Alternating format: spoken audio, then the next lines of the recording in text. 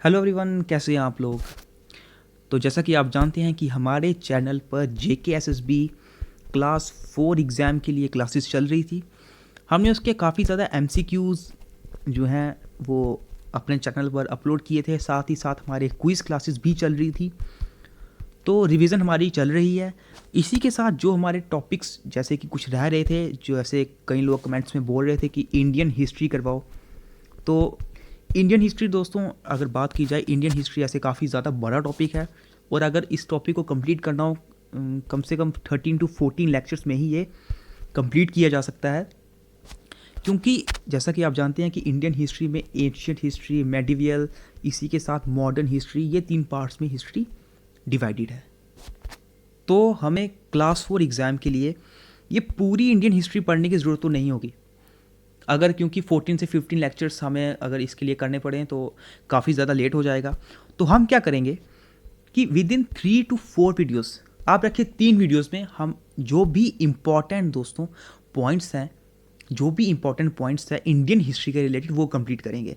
सबसे पहले मैं आपको बता दूं, सबसे ज़्यादा इम्पॉर्टेंट पार्ट कौन सा है इंडियन हिस्ट्री का।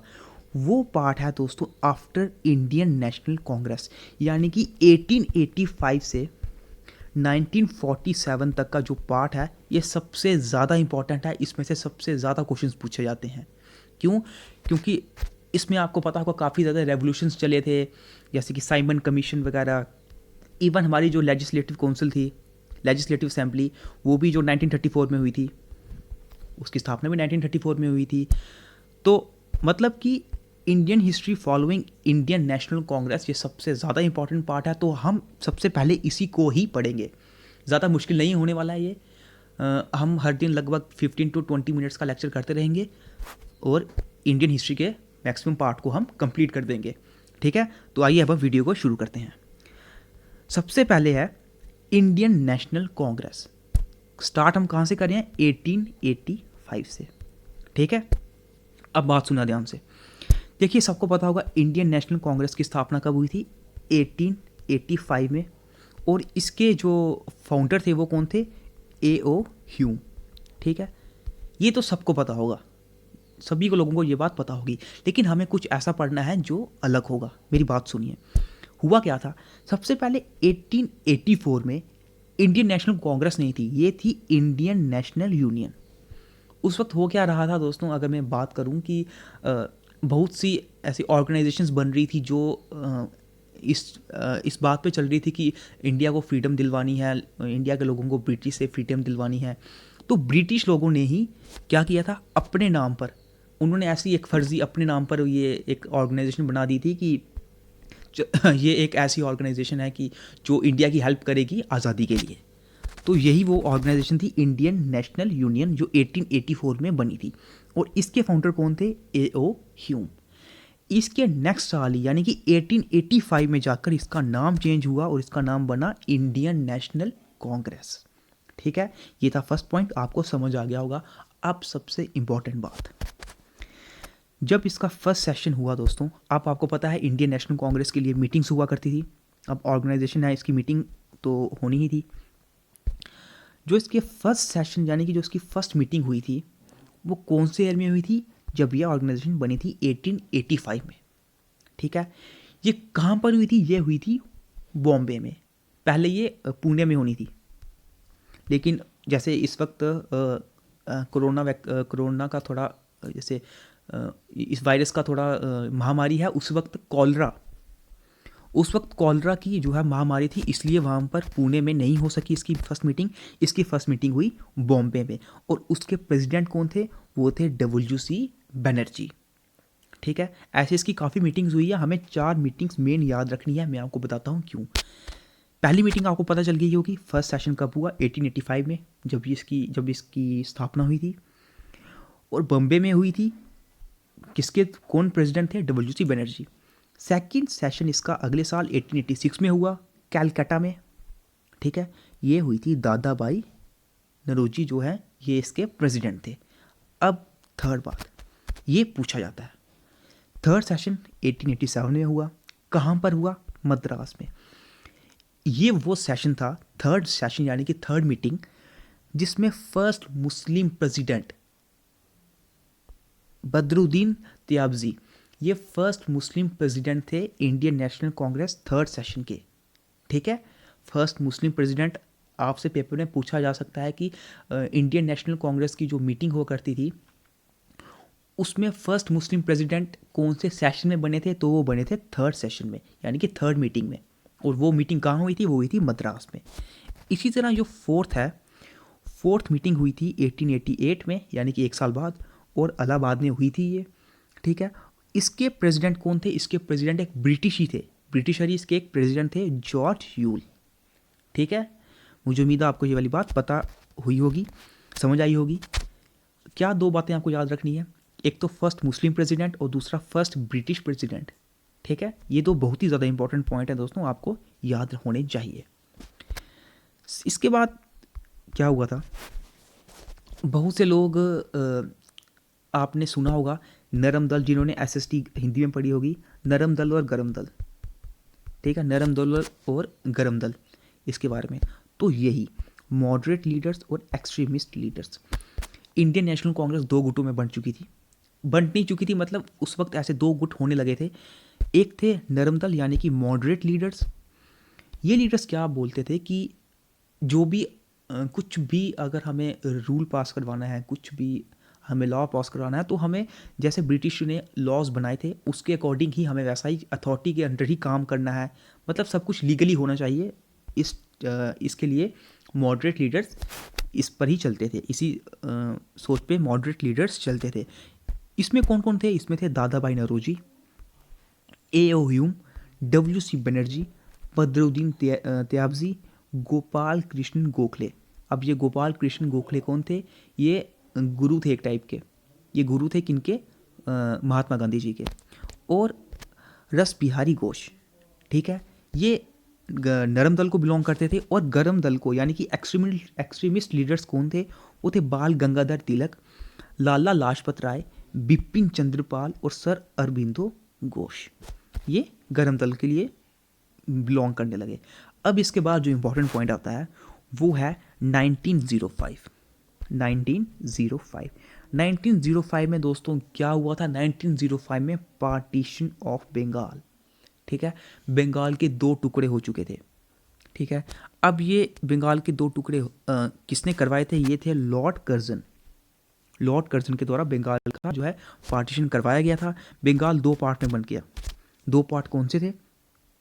वेस्ट बंगाल जो आज इंडिया का है, जिसको हम कोलकाता जो इसकी कैपिटल आई, और ईस्ट बंगाल जिसको हम बांग्लादेश बोलते हैं। ठीक है, ईस्ट बंगाल और वेस्ट बंगाल, इन दो में इसके टुकड़े हो चुके थे, दो पार्ट्स बन चुके थे। ईस्ट बंगाल जिसको हम बांग्लादेश बोलते हैं, और वेस्ट बंगाल जहाँ पे कैलकाटा। ठीक है, ये था 1905 का। ठीक है, तो आपसे पेपर में अगर पूछा जाए कि पार्टीशन ऑफ बंगाल कब हुआ था, वो 1905 में लॉर्ड कर्जन के द्वारा। उसके बाद बॉयकॉट एंड स्वदेशी मूवमेंट। आपको पता है स्वदेशी मूवमेंट चला था कि जितनी भी अंग्रेज़ों की चीज़ें हैं वो उनका त्याग कर लो। अंग्रेज़ों के कपड़े या फिर जो लोग उनके अंडर काम करते हैं, गवर्नमेंट के अंडर, ब्रिटिश गवर्नमेंट के अंडर जो काम करते हैं, वो जॉब्स छोड़ दो।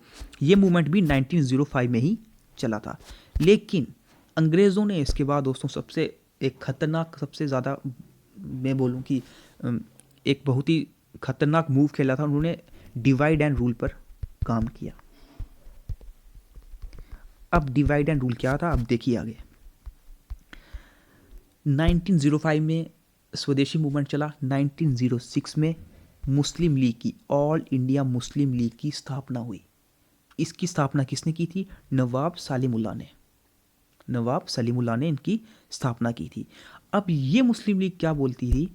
इन्होंने स्वदेशी मूवमेंट का अपोज किया, ये इसके खिलाफ थे कि नहीं, हम अंग्रेज़ों के अंडर ही काम करेंगे। ये था इनका अंग्रेज़ों का मेन दाव, जो इन्होंने डिवाइड एंड रूल पर चलाया था। ठीक है, अब हम 1906 में, अब हम 1907 में आते हैं। 1907 में क्या हुआ, जिसे हम बोलते हैं सूरत स्प्लिट। ठीक है, सूरत स्प्लिट 1907 की बात आई है। हम बिल्कुल ही अकॉर्डिंग टू इंक्रीजिंग ऑर्डर चल रहे हैं, जैसे कि 1885 का पढ़ा, फिर 1905 का, 1906 का, अब हम 1907 का पढ़ेंगे, जिसमें सूरत स्प्लिट हुआ था। इसमें कुछ ज़्यादा खास नहीं हुआ, इसमें सिर्फ ये हुआ था कि जो इंडियन नेशनल कांग्रेस थी ना, पहले वो सिर्फ बात हुई थी कि 2 पार्ट में हम हो जाएंगे, अब वो 2 पार्ट में बन चुके थे, जिसमें थे नरम दल यानी कि मॉडरेट्स, जिसको कौन लेड कर रहा था, वो कर रहे थे गोपाल कृष्ण गोखले, और एक्सट्रीमिस्ट यानी कि गरम दल, इनको कौन लेड कर रहे थे, लाल बाल पाल। लाल बाल पाल मतलब कि अगर आपने ऊपर नाम पढ़े होंगे, ये मैं आपको बता दूं, बाल गंगाधर तिलक, ये आगे बाल, लाला लाजपत राय, ये आगे लाल, और बिपिन चंद्र पाल, ठीक है, लाल बाल पाल, ठीक है, इनके द्वारा जो है एक्सट्रीमिस्ट के यानी कि गरम दल, इनके द्वारा लेड किया जाने लगा। इसके बाद दोस्तों आया मॉर्ले मिंटो, ये एक और जिसे हम बोलते हैं डिवाइड एंड रूल, इस पर एक और इन्होंने ज़्यादा पकड़ रखी। कैसे? इस रिफॉर्म के अंडर जो 1909, आपको डेट, आपको ईयर्स याद रखने की कौन सा कब आया था, 1909 में मॉर्ले मिंटो आया। इसके जो लॉर्ड मिंटो थे, ये वाइसरॉय थे ऑफ इंडिया के वाइसरॉय थे, ठीक है। अब हुआ क्या, ये रिफॉर्म इन्होंने रिफॉर्म में इंट्रोड्यूस क्या किया, रिफॉर्म में ये इंट्रोड्यूस किया गया कि जो मुस्लिम्स हैं वो सिर्फ और सिर्फ मुस्लिम कैंडिडेट्स को ही वोट कर सकते हैं। तो आप ये ध्यान से समझिए, ये भी डिवाइड एंड रूल पर ही चला, ठीक है, डिवाइड एंड रूल। उन्होंने देखा कि अगर ये सब एक हो गए तो इंडिया को ये फ्रीडम आज़ाद करवा के ही वो करेंगे। लेकिन इन्होंने एक बहुत ही एक खतरनाक टाइप का मूव खेला, जिन्होंने डिवाइड एंड रूल को और ताकतवर बनाया मॉर्ले मिंटो रिफॉर्म से, जिसमें उन्होंने मुस्लिम्स के लिए क्या निकाला कि मुस्लिम सिर्फ और सिर्फ मुस्लिम कैंडिडेट को ही वोट देंगे, ठीक है। इससे क्या हुआ कि मुस्लिम्स अलग हो गए और जो बाकी रिलीजन्स थे, हिंदू वगैरह, ये भी अलग हो गए, ठीक है। फिर आया होम रूल मूवमेंट 1916 में होम रूल मूवमेंट। इसमें क्या बताया गया, जो इंडियन होम रूल लीग थी, इसकी स्थापना किन्होंने की, बाल गंगाधर तिलक ने, ठीक है, बाल गंगाधर तिलक ने इंडियन होम रूल लीग की स्थापना की थी।